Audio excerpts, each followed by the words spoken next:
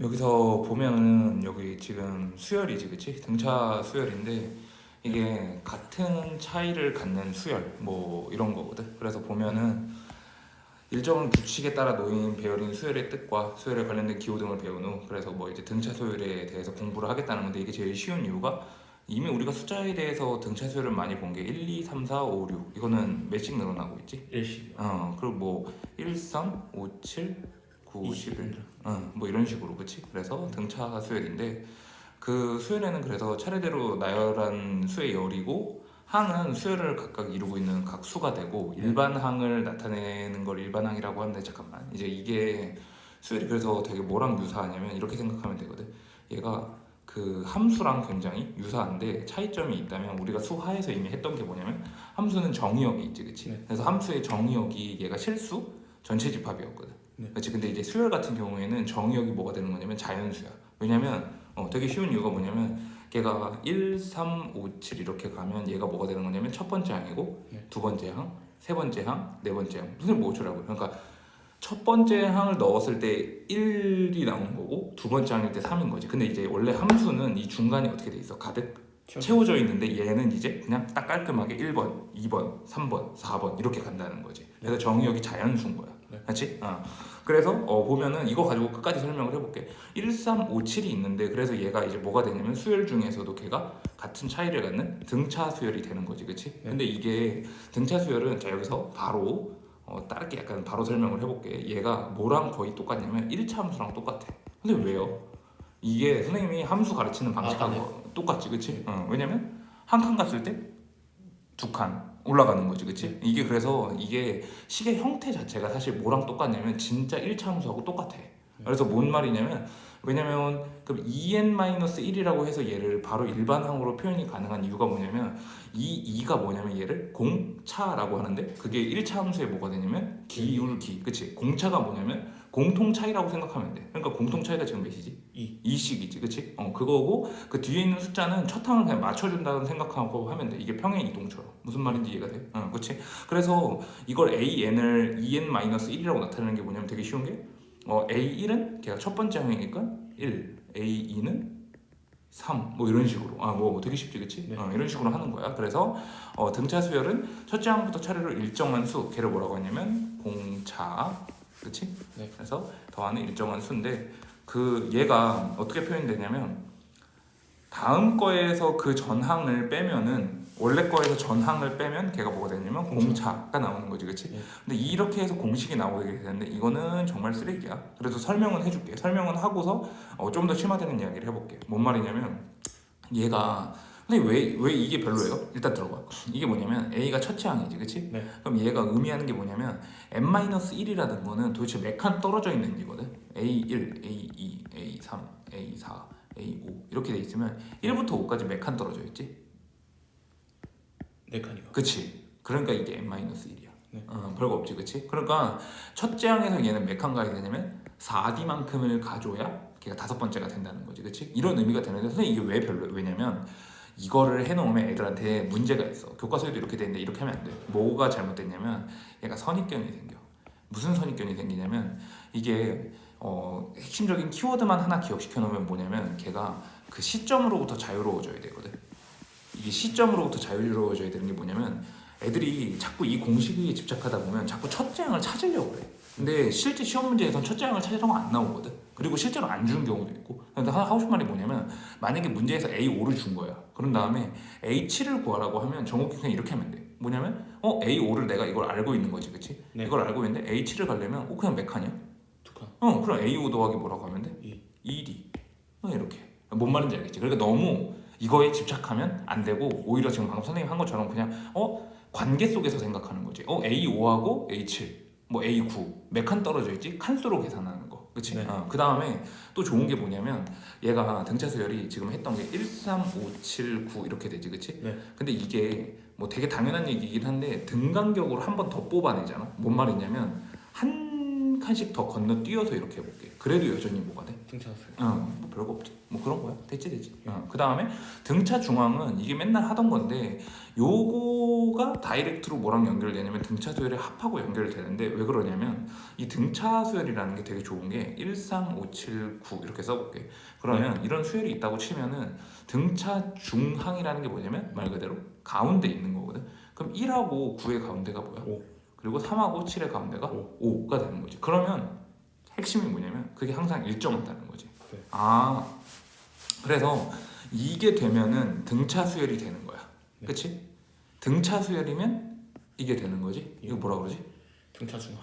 필요 필요 충분 조건. 이게 필요 충분 조건이야. 그러니까 이 등차 수열이면 등차 중항이 되는 거고 등차 중항이 있으면 등차 수열이 되는 거고. 별거 없지, 그치? 근데 요거를 이제 가우스가 초등학교 2학년 때 이제 해낸 거야. 뭘 해냈냐면 이제 선생님이 술 먹고 들어와가지고 수업하기 싫으니까 뭐라고 한 거냐면 1부터 100까지를 다 더하라고 한 거야, 가우스한테. 그리고 왜냐면 애들이 어떻게 하겠어? 진짜 다 더하겠지. 그치. 근데 이제 가우스가 생각한 건 이걸 썼어. 이걸 어떻게 썼냐면 일단 10까지로 해볼게. 1, 2, 3, 4, 5, 6, 7, 8, 9, 10인데 이게 항상 일정하다는 거에 착안을 해서 얘가 무슨 말인지 알겠지? 네. 그러니까 첫 항과 끝 항이 11인데 이게 항상 그러니까 평균이 항상 몇 점 몇이야? 5.5거든 지금, 그치? 11에서 2 나눴으니까 그 5.5가 몇 개 있는 거야? 이렇게. 그래서 55라고 가우스가 이제 한 방에 문제를 푼 거지. 이게 근데 아이디어인데 하고 싶은 말이 뭐냐면 또 이걸 보라는 게 아니겠지, 그치? 네. 이걸 보라는 게 아니야. 선생님 하고 싶은 말이 뭐냐면 여기서 지금 중요한 건 그거야. 뭘 봐야 되냐면 이렇게 한글로 또 기억. 내가 항상 공식을 이렇게 기억시키지. 평균 곱하기 개수라고 하면 문제가 그냥 바로 끝나는 거야. 그래서 요 공식이 이거에서 파생됐는지를 볼게. 그러면 정욱이는 이걸 기억해야 돼. 이걸 기억하는 건 어리석어. 해볼게. 뭐냐면 첫 항이 A고 마지막 항이 L이야. 그거를 2로 나눈 거. 얘를 뭐라 그러지? 등차 평균.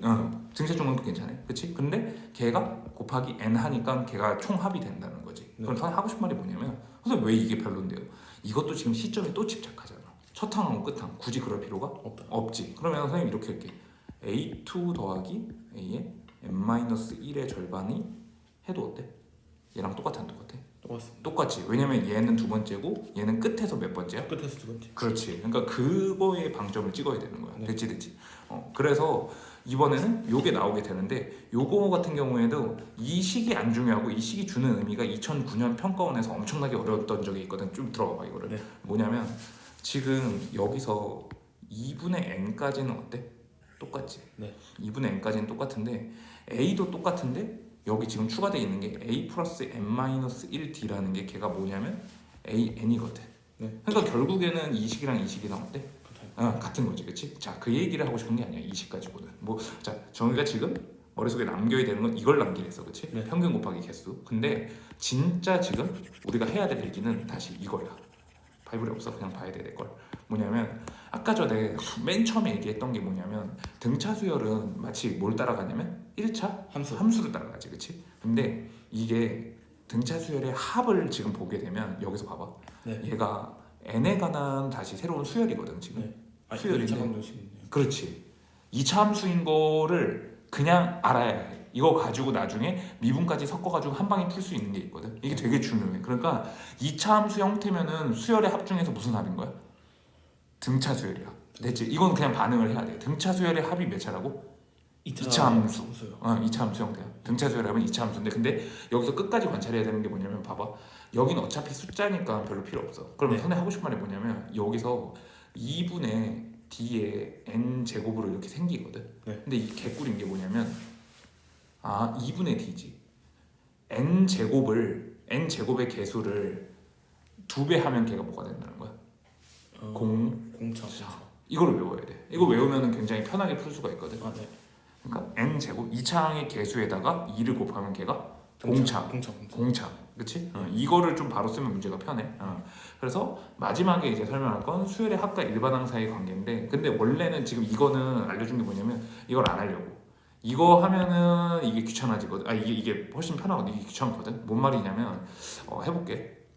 2n-1이잖아 지금. 2n-1이면 이게 되게 쉬운 게 n 제곱이거든 합이. 네. 왜냐면은 1, 3이지 그치? 네. 그러니까 1일 땐 1이고 2 넣으면 몇이 돼? 4가 되는데 맞지? 1 더하기 3이니까. 그래서 네. 사실 이것도 지금 내가 그냥 예시를 든 게 아니야. 이건 자 요거까지 봐봐. 미국 교과서에 있는 건데 이게 홀수의 합은 무조건 제곱수의 형태로 나타나게 되는 게 타일을 1개 붙이고 그 다음에 바깥에다가 타일을 3개 붙이면 이게 무조건 어떤 형태가 되냐면 제곱수가 되지. 네. 사각형, 정사각형이 만들어지니까. 그리고 여기서도 이렇게 해서 정사각형이 만들어. 이것도 외워줘야 돼. 네. 이거 기본이야. 그래서 하고 싶은 말이 뭐냐면 선생님 뭐 어쩌라고요. 그러니까 이게 n 제곱이지 지금. 네. n 제곱인데 선생님 말이 딱 맞지. 여기가 1이잖아. 네. 거기다 2배 한 게 뭐가 되는 거야? 2. 공차. 그래서 네. 됐지? 이렇게 바로 써놓는 건데 근데 원래 이제 교과서에서 정식으로 소개하는 건 이 방식에 대해서 소개를 하는 건데 어떤 수열의 합에서 일반항 사이의 관계를 뽑아낼 때 이걸 쓰게 되는데 SM 빼기 SM-1은 걔가 어떻게 되냐면 n 제곱에서 빼기 m 빼기 1의 전체 제곱을 하게 되면은 걔가 2n-1이 어떻게 돼? 또 똑같이 나오게 되는 거죠. 네. 근데 이 방식은 무조건 알긴 해야 돼. 이거는 왜 중요한 잠깐만. 왜 마지막 설명. 수열의 합이기 이거는 등차 수열의 합의 일반항 사이 관계가 아니야. 이건 뭐야? 수열. 수열이니까 이게 범용성이 좋아. 뭔 말이냐면 어떤 수열에 대해서도 이런 짓을 해도 어때? 다 성립합니다. 성립하는 거지. 이게 그래서 좀 되게 중요한데 마지막 네. 여기서 n-1이거든. 네. n에다가 1을 넣으라는 거야, 말라는 거야? 왜냐면 얘는 첫 항 규칙이 제외야. 그게 중요해. 첫 항 규칙 제외. 그게 되게 중요해. 그래서 첫 항은 그냥 1 대입하면은 A1이 똑같이 나온다가 네. 되는 거지. 되지.